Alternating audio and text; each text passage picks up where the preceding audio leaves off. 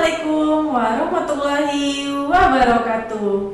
Apa kabar Anda semua hari ini? Mudah-mudahan dalam keadaan sehat walafiat ya. Amin. Hari ini kita mulai pembelajaran bersama Ibu Suci Ramadhani.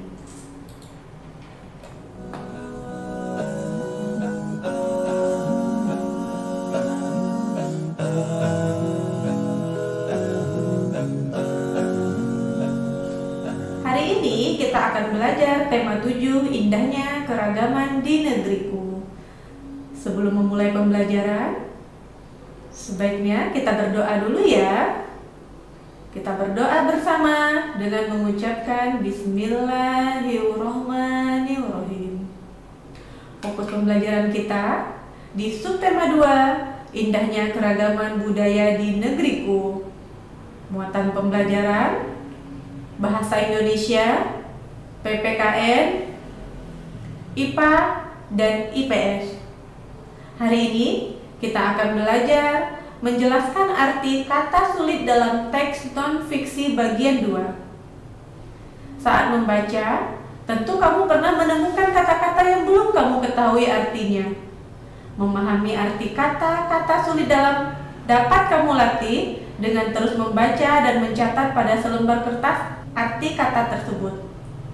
Kamu dapat mencari arti kata tersebut pada Kamus Besar Bahasa Indonesia atau KBBI. Nah, pelajaran sebelumnya kita sudah menemukan bahwa ada beberapa kata sulit yang bisa kita temukan dalam Kamus Besar Bahasa Indonesia. Dan kata sulit itu dapat kita temukan di dalam teks non-fiksi. Sebelumnya, apakah kamu sudah mengetahui apa itu fiksi dan non-fiksi?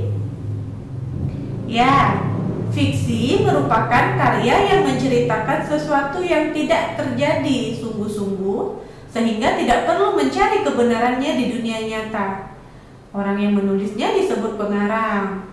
Lalu, contohnya ada roman, cerpen, drama, puisi, novel, dan lain-lain. Sedangkan untuk karya non-fiksi, yaitu karya sastra yang ditulis berdasarkan kajian keilmuan dan atau pengalaman, disebut dengan penulis. Esai, artikel, biografi, katalog, tutorial, ensiklopedi, kamus, dan lain-lain. Dan tahukah kamu apa saja contoh-contoh buku dari fiksi dan non-fiksi? Buku fiksi contohnya ada cerpen, novel, puisi, drama, dongeng, mitos, fabel, hikayat, komik, dan sebagainya. Sedangkan buku non-fiksi, laporan ilmiah, skripsi, disertasi, dan tesis, buku pelajaran, buku ensiklopedia, jurnal, biografi, esai, opini, pidato, dan sebagainya. Nah, di sini kamu dapat membedakan ya, mana yang disebut dengan buku fiksi dan buku non-fiksi. Jadi, kalau buku fiksi itu adalah karya sastra yang tidak terjadi sungguh-sungguh, sementara untuk non-fiksi terjadi sungguh-sungguh berdasarkan keilmuan atau pengalaman. Nah, bagaimana cara kita menemukan informasi dalam teks bagian 3? Berikut caranya adalah 1. Setiap teks yang kamu temui, kamu harus membaca dengan seksama. Rumuskan pertanyaan dengan konsep adiksimba. Apa itu adiksimba? Yaitu menggunakan kata tanya seperti apa, di mana, kapan, siapa, dan bagaimana. Temukan jawaban dari pertanyaan yang telah dirumuskan. Lakukan diskusi dengan temanmu terkait teks yang telah dibaca. Nah, jika nanti ada sebuah teks, kamu bisa menemukan informasi-informasi dalam teks tersebut dengan mengelompokkan terlebih dahulu apa-apa saja yang bisa dijadikan untuk pertanyaan, dan di dalam teks tersebut biasanya juga ditemukan jawabannya. Tetapi kamu harus merumuskan dengan konsep adiksimba ya. Lalu menghimpun informasi penting dalam teks non-fiksi. Informasi penting dalam teks tentu sangat beragam. Kamu dapat menghimpun informasi penting dalam teks non-fiksi. Menghimpun berarti mengidentifikasi dan mengumpulkan informasi berdasarkan teks. Informasi yang telah kamu peroleh sebaiknya dicatat agar kamu tidak lupa dan dapat membagikannya kepada orang lain. Lalu, menjelaskan informasi penting dalam teks non-fiksi bagian 1, yaitu 1. Jangan mengurangi atau menambah informasi di luar isi teks yang dibaca. Jika ada kata sulit, carilah artinya terlebih dahulu. Lalu jelaskan arti kata tersebut menggunakan bahasa yang mudah dimengerti. Catatlah dan jelaskan bukti atau fakta yang mendukung isi teks. Jangan menggabungkan informasi yang didapat dengan tanggapan atau komentarmu tentang teks tersebut. 5. Gunakan bahasa yang santun dan mudah dipahami oleh orang lain. Nah, ini merupakan kamu menjelaskan informasi-informasi yang ada di dalam teks non-fiksi ya. Berarti ini adalah teks yang sebenarnya. Lalu, informasi penting dalam teks non-fiksi juga dapat disampaikan secara lisan. Secara lisan itu ialah tidak ditulis atau disampaikan secara langsung seperti kita berbicara. Langkah-langkah yang dapat kamu lakukan saat menyampaikan informasi penting dalam teks sama dengan saat kamu menjelaskan isi teks secara tertulis. Nah, dari berbagai cara untuk menemukan informasi dalam teks non-fiksi serta menemukan informasi dalam teks informasi bacaan, yaitu secara keseluruhan langkah-langkahnya sama, yaitu dibaca dulu dengan seksama dan dibaca dengan teliti agar kamu dapat menemukan informasi yang apa yang harus disampaikan kembali ya, agar orang lain dapat mengerti informasi yang kamu ingin sampaikan. Dari berbagai macam teks non-fiksi tersebut juga terdapat berbagai gaya. Sebelumnya kamu sudah belajar mengenai gaya otot. Dan hari ini kita juga akan menjelaskan mengenai gaya listrik dan kegunaannya dalam kehidupan sehari-hari. Tentu kamu semua sudah tahu bahwa dalam kehidupan sehari-hari listrik sangat berpengaruh untuk kehidupan kita. Misalnya untuk berbagai kebutuhan sehari-hari, memasak, menggunakan air, juga menggunakan listrik. Menggunakan mesin itu menggunakan listrik, dan banyak lagi kegiatan lainnya yang dalam kehidupan sehari-hari kita menggunakan listrik. Nah, gaya listrik adalah gaya yang ditimbulkan oleh benda bermuatan listrik. Listrik memiliki dua jenis muatan, satu muatan positif dan dua muatan negatif. Dua benda yang bermuatan sejenis jika didekatkan akan tolak-menolak. Dua benda yang bermuatan listrik tidak sejenis jika didekatkan akan tarik-menarik. Di dalam kehidupan sehari-hari, listrik sangat berguna sekali, seperti lampu yang dihidupkan di rumah kita juga menggunakan gaya listrik. Listrik terbagi dua, yaitu listrik statis dan listrik dinamis. Listrik statis adalah muatan listrik pada suatu benda yang tidak mengalir. Kita dapat mencontohkan di potongan kertas kecil, lalu kita gosokkan, ambil satu buah penggaris, lalu digosokkan ke kepala, lalu setelah itu penggaris tersebut akan menarik potongan kertas. Ya, kamu bisa mencoba di rumah dengan menyiapkan satu buah penggaris dan menyiapkan robekan potongan kertas kecil. Penggaris digosokkan ke kepala, lalu didekatkan kepada potongan kertas kecil, maka akan terjadi di situ listrik statis, yaitu listrik yang tidak mengalir. Sementara listrik yang kita gunakan dalam kehidupan sehari-hari itu dinamakan dengan listrik dinamis. Listrik dinamis adalah muatan listrik yang dapat bergerak. Contoh pada gambar ini yaitu adanya saklar lampu. Lalu dalam kehidupan sehari-hari, pada gaya listrik ini juga terjadi berbagai bentuk perubahan. Contoh, energi listrik menjadi energi gerak. Contoh pada benda blender, ya betul. Yang kedua, energi listrik menjadi energi bunyi. Contoh pada bel listrik. Lalu, apa saja perubahan bentuk energi listrik yang lainnya? Misalnya pada energi listrik menjadi energi cahaya. Lalu energi listrik juga bisa menjadi energi panas. pada alat pemanggang roti. Dan energi listrik juga menjadi energi cahaya dan bunyi pada alat televisi. Banyak sekali perubahan-perubahan bentuk pada energi listrik yang dapat digunakan atau kita pergunakan dalam kehidupan sehari-hari. Kamu tentu juga dapat memberikan contoh yang lainnya untuk perubahan bentuk energi listrik yang lain. Nah, di dalam kegiatan gaya listrik tersebut, tentu contoh pada rumah adat yang ada di Indonesia ini tentu juga menggunakan gaya listrik. Apa itu rumah adat?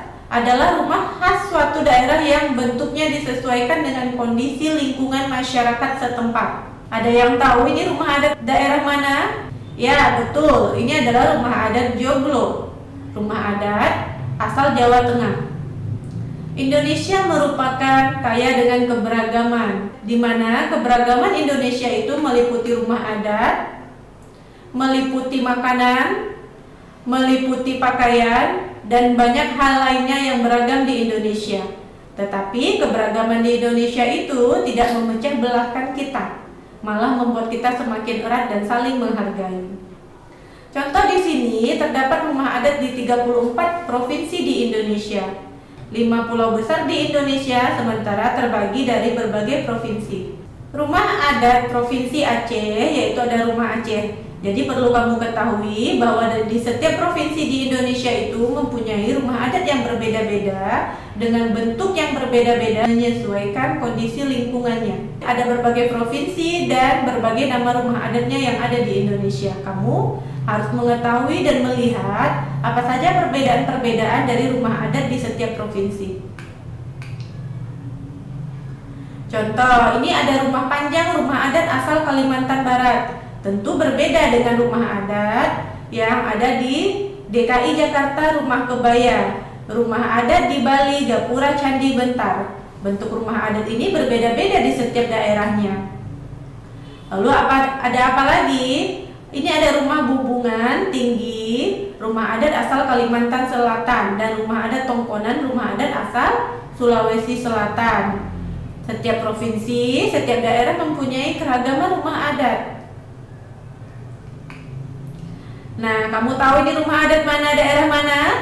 Ya, betul. Ini adalah rumah adat asal Papua Barat dan Papua, yaitu rumah adat yang dinamakan dengan Honai. Keragaman rumah adat ini menyesuaikan dengan bentuk dan situasi lingkungannya. Lalu, bagaimana cara kita melestarikan keragaman rumah adat? 1. Kita dapat mengunjungi rumah adat saat berlibur ke suatu daerah. Nah, jika kamu sedang berpariwisata, kamu dapat mengunjungi rumah adat yang ada di daerah tersebut untuk melihat apa saja keragamannya, apa saja keunikannya.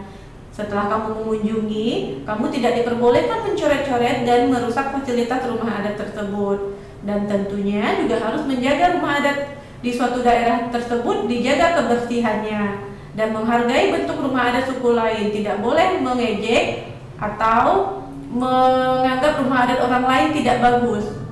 Dan yang terakhir, kamu harus mempromosikan keindahan rumah adat suatu daerah sesuai pengetahuanmu. Biasanya kita dapat, kalau kita tidak berpariwisata ke suatu daerah, kamu ingat di mana kita dapat menemukan rumah adat ini?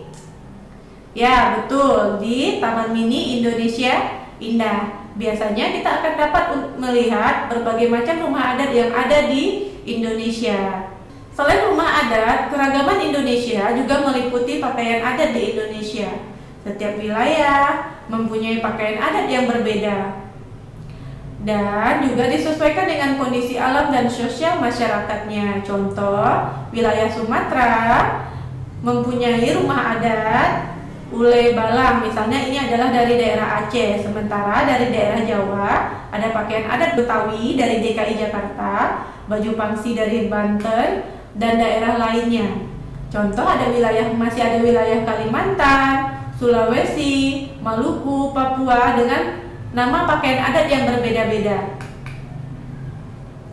Lalu, bagaimana? Tadi sudah ada rumah adat yang berbeda dari keragaman Indonesia. Juga sudah ada pakaian adat yang berbeda dari keragaman Indonesia. Bagaimana, apa yang harus kita lakukan untuk melakukan melestarikannya, yaitu dengan cara kekayaan yang harus kita banggakan. Jadi pakaian adat ini adalah kekayaan Indonesia yang harus kita banggakan. Apa saja pelestarian yang dapat kita lakukan? Bangga menggunakan pakaian adat, misalnya anak perempuan mengenakan kebaya pada peringatan Hari Kartini dan mengenakan seragam batik di sekolah pada hari tertentu, mengadakan acara peragaan pakaian adat secara rutin, menghargai pakaian adat daerah lain, dan mempromosikan keindahan pakaian adat suatu daerah sesuai pengetahuanmu. Lalu dari pakaian adat juga Indonesia juga kaya akan keragaman kesenian dan keragaman kesenian daerahnya. Lalu bagaimana cara kita melestarikannya? Indonesia kaya akan kesenian daerah, salah satunya adalah seni tari. Seni tari merupakan tradisi yang biasa ditampilkan saat upacara adat tertentu. Keragaman kesenian daerah yang dimiliki Indonesia dapat kita lestarikan melalui upaya-upaya berikut: menghargai kesenian yang dimiliki oleh daerah lain, mempelajari seni tari dan alat musik daerah lain dengan bersemangat, mengenalkan seni pertunjukan daerah kepada orang lain, menghafalkan dan menyanyikan lagu daerah dengan bersemangat, mempromosikan kesenian suatu daerah sesuai pengetahuanmu. Nah, banyak sekali keragaman di Indonesia yang harus kita lestarikan. Kalau bukan kita, siapa lagi yang melestarikan? Ya, kita bangga menjadi anak Indonesia dengan keberagaman, dengan sikap toleransi yang kita junjung tinggi. Mudah-mudahan kita menjadi Indonesia yang bersatu. Ya. Cukup sekian untuk materi hari ini. Terima kasih. Wassalamualaikum warahmatullahi wabarakatuh.